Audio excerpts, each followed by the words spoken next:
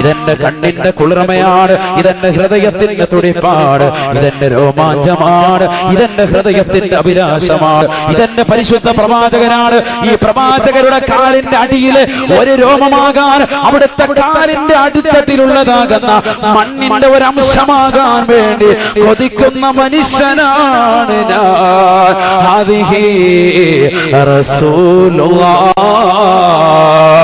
ഇതെന്റെ റസൂലാണ്, ഇതെന്റെ പ്രവാചകനാണ്, ഇത് ലോകത്തിന്റെ മുത്താണ്, പവിഴമാണ്, മാണിക്യമാണ്, വൈഡൂര്യമാണ്, ഇത് റസൂലുള്ളയാണെന്ന് ആ മനുഷ്യൻ പറയുമ്പോ, ഹബീബായ നബി തങ്ങളെ തിരിച്ചറിയുമ്പോ അല്ലാഹു സുബ്ഹാനഹു വ തആല ഫയഫ്സഹു ലഹു ഖബറുഹു 70 അൽഫാ,